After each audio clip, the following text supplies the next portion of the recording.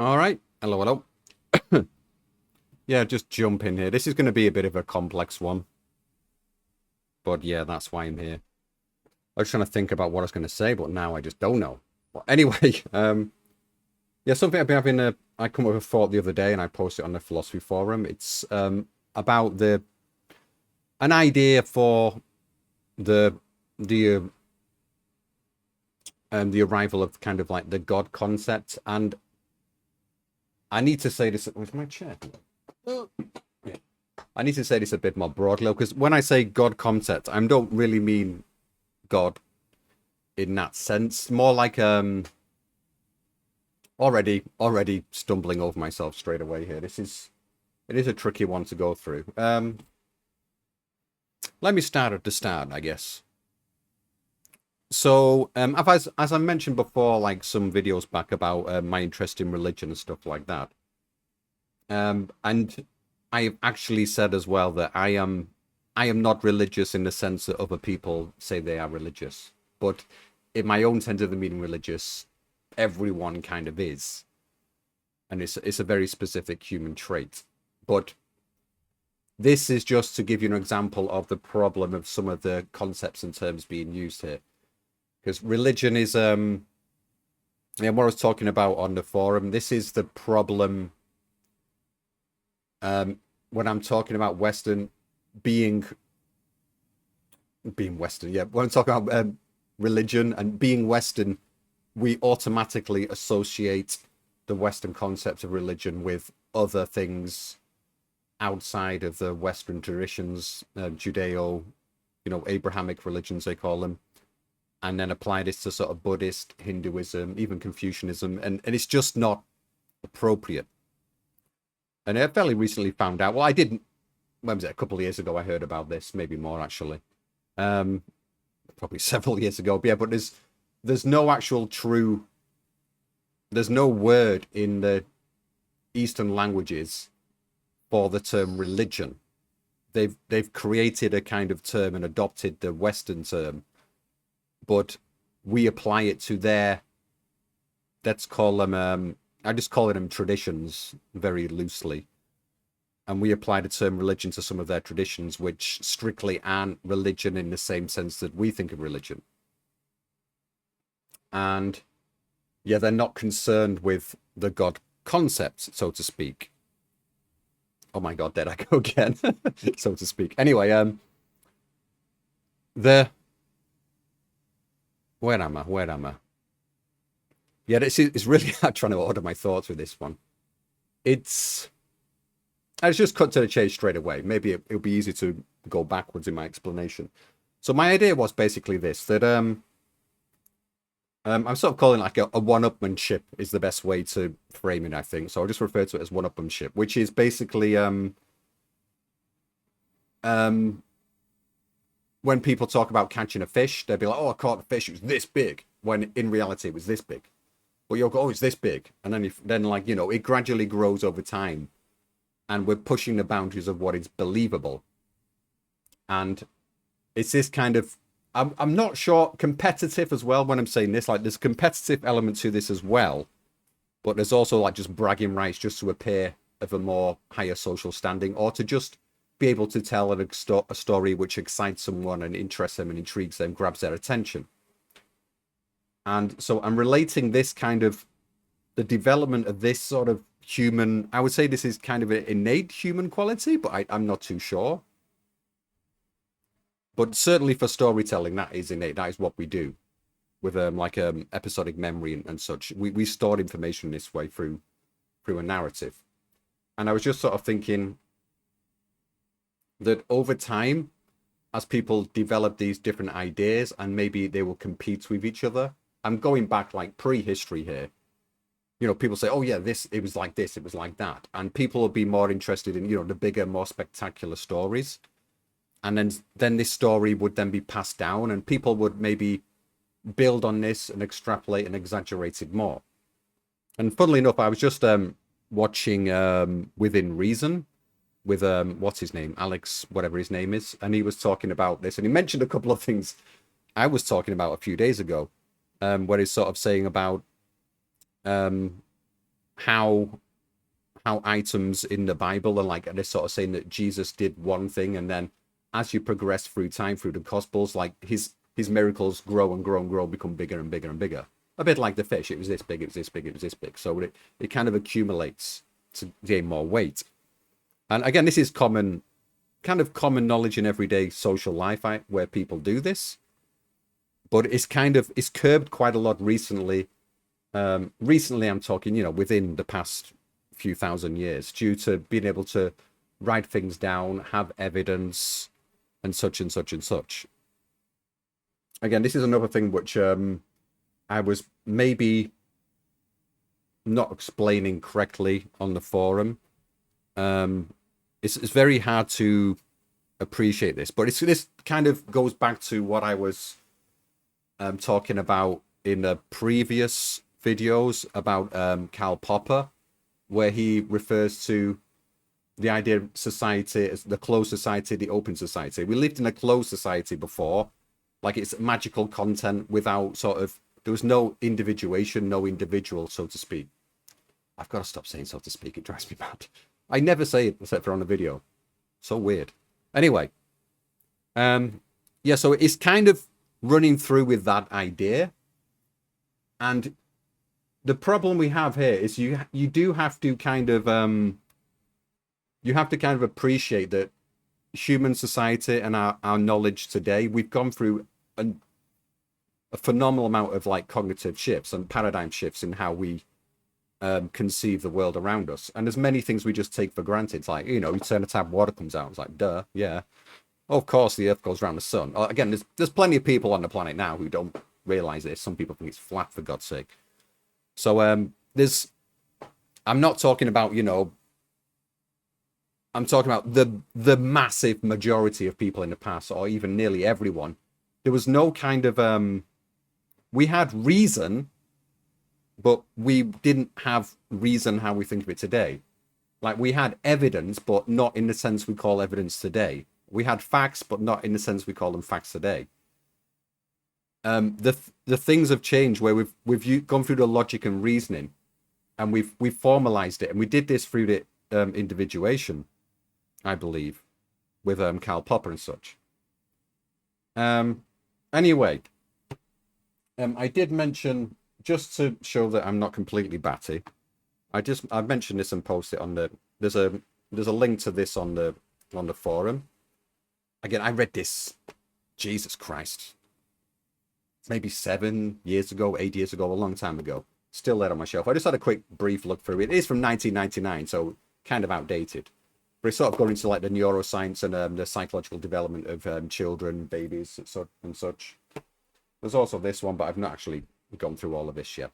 But I might refer back to those in a second. Yeah, Piaget.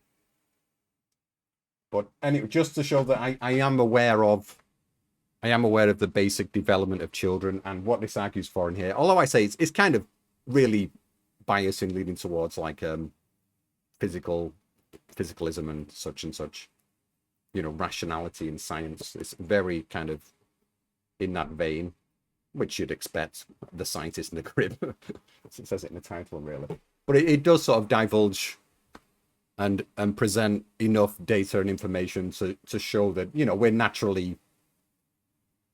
we're naturally rational creatures in a way. We learn through reason, which again, there's a certain thing like, is this just mimicry though? And again, this is where I'm coming back into the idea of this one-upmanship coming into it, because you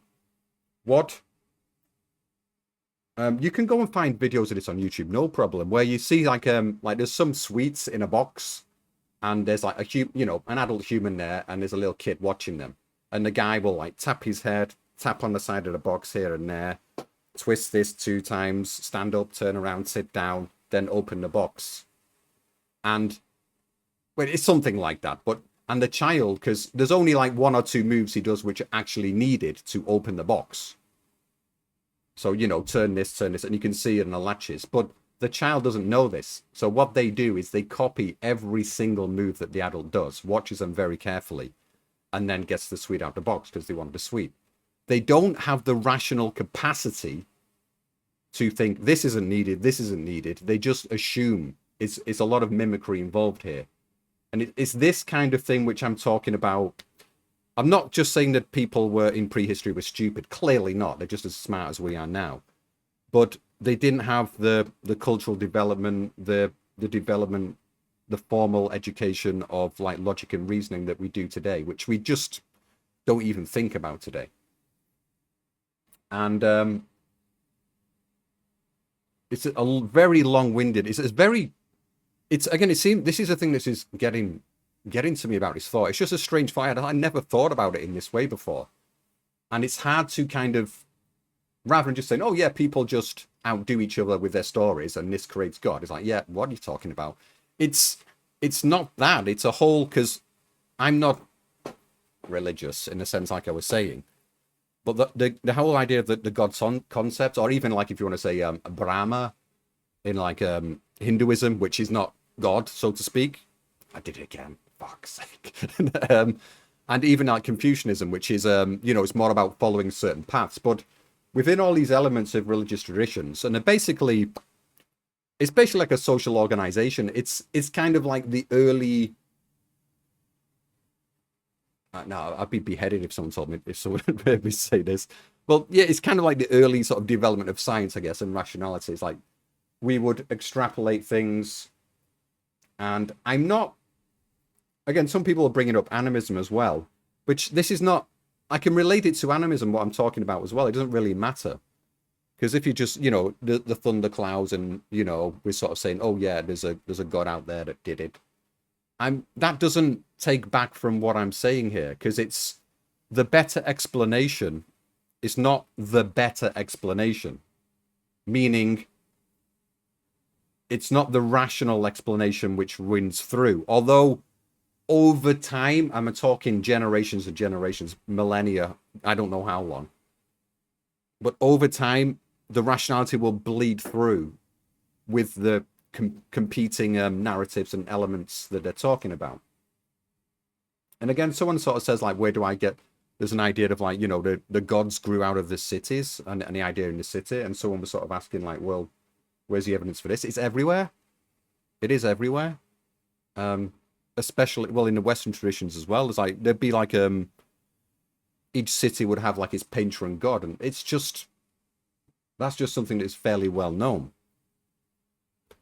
But again, this is going back to a more sort of animistic view of things. And in the video I was talking about that I watched just recently, where I'm talking about the demiurge on Within Reason, that guy looks really interesting because he's talked about a lot of occult stuff. Who Alex, what's his name, is talking to.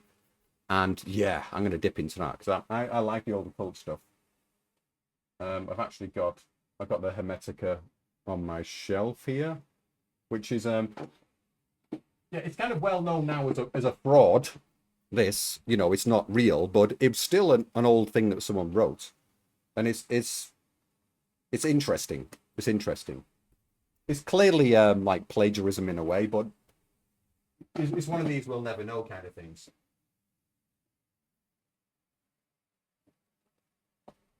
Well, because that book played a large part in a lot of the occult movement, and you have to remember that people like Newton were around in occult times. He was an occultist. Crazy as that may sound, he was. Yeah, so there's that one. I've got Giordano Bruno, he's always been an interesting figure. So yeah, the guy on that Within Reason who he chats to, so I don't know, some Jewish guy, and he seems really like he gets in depth with all the history of that, and he's a doctor. Well, I heard him call him doctor, so yeah, he must be well versed on the topic. And listening to what he was saying and his knowledge, it seems pretty good. But anyway, I'm getting off track a bit here now. So yeah, it's funny because I watched the videos on like the origin of Yahweh and Demiurge, and in both of the videos he sort of mentioned the common tropes of the fish is bigger and my dad could be your dad kind of attitude. It was in how this kind of, it's a kind of a simplistic way of expressing it, but it gets the idea of what I'm saying across, at least I hope. And Yeah, what really gripped me with this was I'm curious as to how powerful this actually is, because we're so used to living in today's world. This should explain what I mean properly. Like in today's world, we're so used to just, oh yeah, it's not a rational explanation that doesn't logically entail this, and that other this evidence doesn't measure up to that. Oh yeah, that could be true. We can speculate and such and such and such and such. But if we're going back, like say 10,000, 20,000 years, um, it's basically the most convincing. Again, would you even say argument? Because again, the way we frame this term argument today, it's a very specific meaning. It's like I have a proposition, and they wouldn't have thought like that then. Why would they? But it's underlying. Of course, yes, it's underlying. It's underlying in all of us, in our genes, so to speak. Oh my god. Oh my god. Maybe I'll set up a rule every time I say so to speak. I'm going to donate money to charity. Stop myself doing it. Jesus. Anyway, this is. Yeah, I've changed the title of this YouTube channel to Philosophical Ramblings now, and I think rambling is my thing. So much for trying to improve the way I speak. It's not really going to be working out so well at the moment. Anyway. Yeah, so I'm just curious as to... The problem is, and I was saying to someone on the forum, I don't want to... If I'm giving concrete examples, it's kind of... It's analogous. It's an analogy. It's a metaphor. And then someone attacks the analogy and not the point behind it,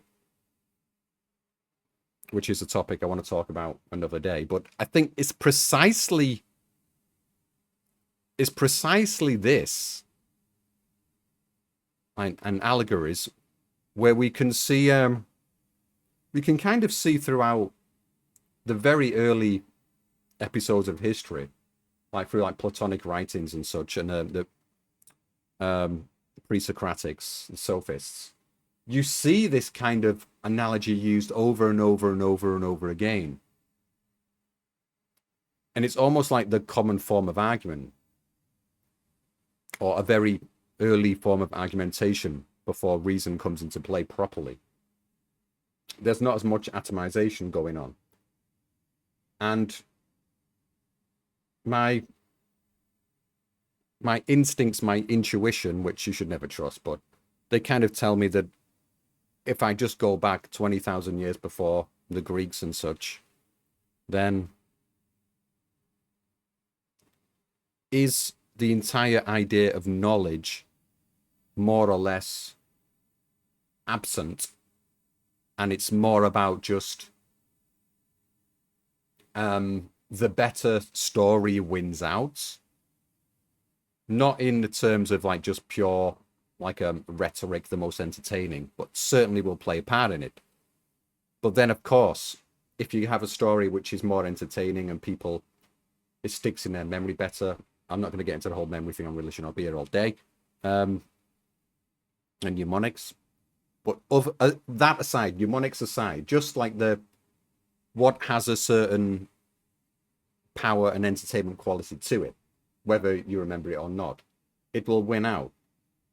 And if it does, to be fair though, if it does like arouse certain emotions in you, it's more memorable. Then people repeat it to someone else, and oral tradition as such.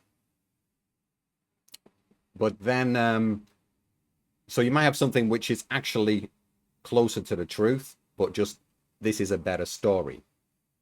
And so it's a case of, okay, so this one will just eventually fade away, but maybe it will come back in another form future on, because, people are rational underneath. Then it will come back in another story, which is not quite as entertaining as this one, but because it's got... This is the entertainment level, by the way. This one here is more rational. This one here is more entertaining.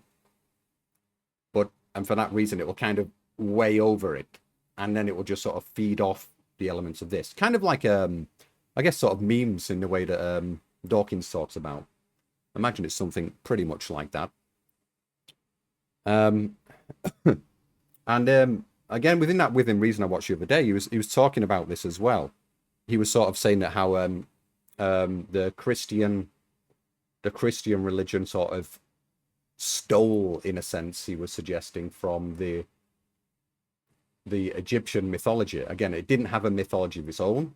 It was just this faceless, invisible god, and then it just sort of stole a lot of ideas from the Egyptians. And this idea of a mythos, again, this is, oh my God, this is more complicated than it seems. This is why, yeah, it's a very, I probably shouldn't have posted such a new, I just thought maybe someone would get an idea of what I was talking about, so I posted it, and just on the off chance that someone was thinking sideways like me. But I think, yeah, a number of people, they get the idea. It's fairly simple, but it's digging under it and just actually seeing that how important it could be to the early development of human civilization. A simple kind of one-upmanship attitude is it's selling. I guess it's kind of, think of, in a modern world, it'd be something like propaganda or advertising, trying to sell something, trying to sell an idea or so, but you're not selling an idea. The idea is kind of smuggled in with it by accident, and then the idea becomes more important than the story. And yeah, reeling all the way back to sort of Karl Popper and the open closed society. It's the closed society. It was and it's important to understand what this means as well, because he talks about it's like there was the magical element or something along those lines, whereas the rational element come in with individuation, and the open society where the individual actually becomes well, they emerge. The individual emerges within the group, and this means it's more like the social ordering, because his idea of closed society is that it's just following, like, this guy's the king, his son will be the king, I'm at this level, they're down at that level. That's just the way it is. That's the natural order of things, unquestioned. It is the way it is because that's the way it is. That's the way it's meant to be. It's that idea. And these stories will sort of latch on these explanations on top of it throughout time. And through this, I believe an inkling of reasoning kind of surfaces, as in a formal reasoning and rationality. And yeah, but there's a hell of a lot more going on in here. I do need to think about this a hell of a lot more, but this is maybe helpful. Yeah, so maybe I'm trying to think of a better way to approach this. Let me just think out loud. So maybe if I'm approaching this from the kind of more religious perspective, in terms of exploring religion in terms of the sacred spaces, the difference with the profane, something I was mentioning not too long ago, which has always been stuck in my head from Eliade. And this idea of like the shaman within again, this is kind of like just to sketch out a picture of what I mean, like creating a building or a place within which you have the single human has full control of it. So they're kind of playing at an omnipotent kind of power, so to speak. Like, or in my room now, like, I can control everything, I can manipulate things and move it all around within this space, and it's my domain. I'm in control of it. Maybe not completely, but I can. It's mine. It's my kingdom, so to speak. Did it again. Uh, and I think it's with also the physical space and the abstract space as well. I believe that yeah, the underlying thing here is getting into more sort of the aesthetics of things as well, which I've barely scratched the surface of, to be honest, even though I've been interested in that for a long time.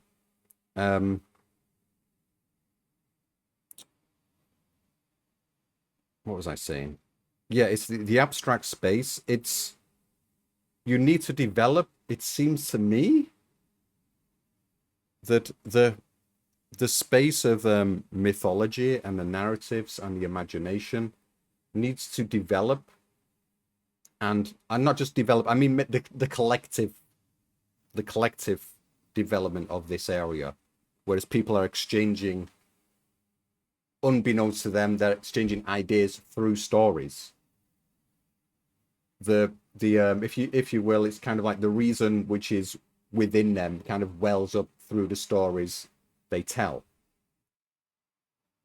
and the ones which have value of truth you kind of latch onto, and they survive longer.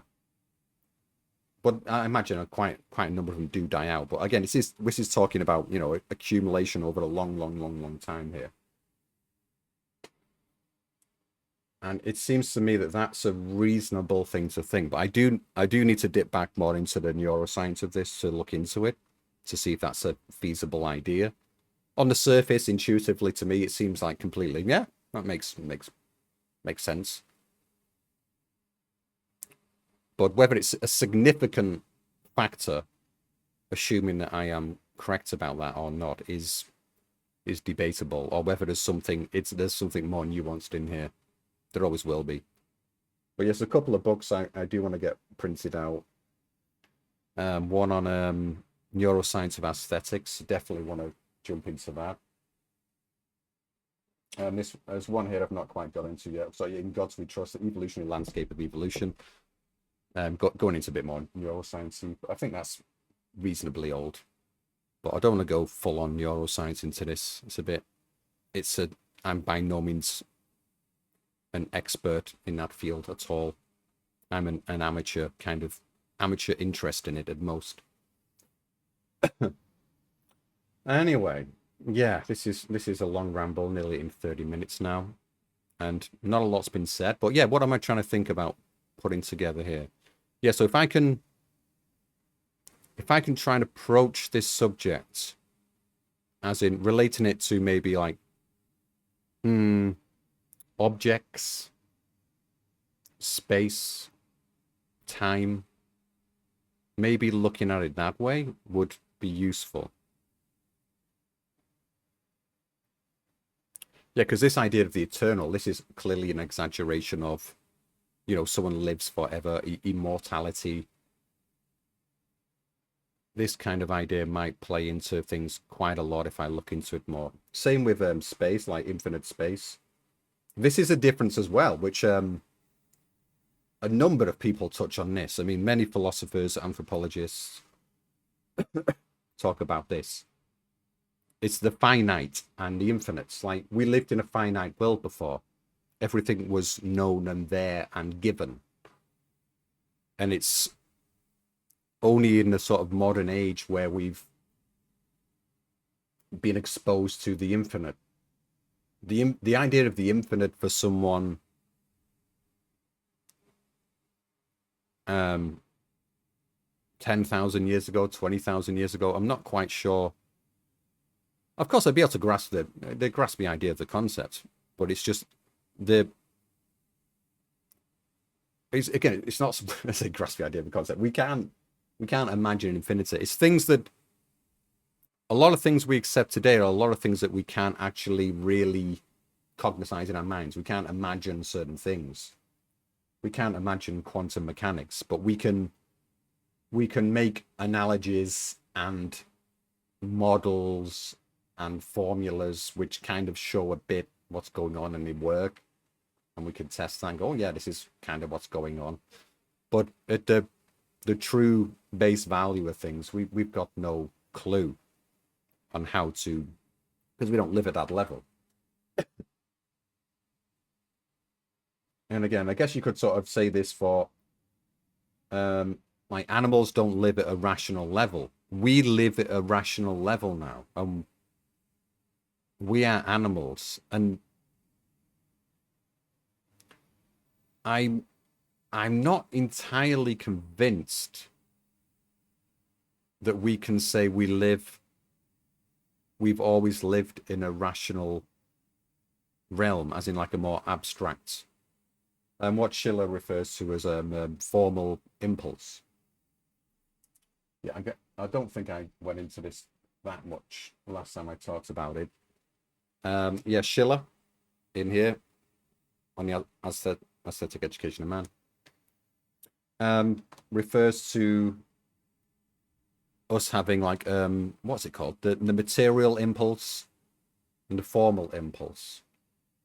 Material's more to do with like the substance, just the physical world, what is. The formal's to do with the more abstracted, the more rational mind. And the moral comes into this as well. And then he refers to like a third unifying, well, not unifying, but one which is outside of both of these, which is the aesthetic, the playful impulse, he calls it. Meaning that, yeah, with beauty, you cannot, and it's not just talking about mere appearance here, but it's talking about beauty as in beauty existing. And that it's not, you can't argue with beauty. Beauty is beauty. Like you can't, like the same sense with rationality.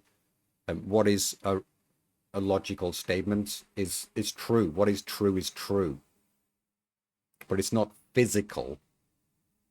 And his point being that sort of the beauty of the aesthetics is it's able to reconcile the two differences between the nature of the world and the rationality of man, as in the Karl Popper idea, the closed society and the open society. It's the aesthetic which bridges this, which allows it to happen. And yeah, I think I'll leave it there because I'm going all over the shop now. But yeah, this is a thought which will probably in a year will solidify a bit better for me, or it will just evaporate and turn to nothing. We shall see, though. We shall see. Anyway.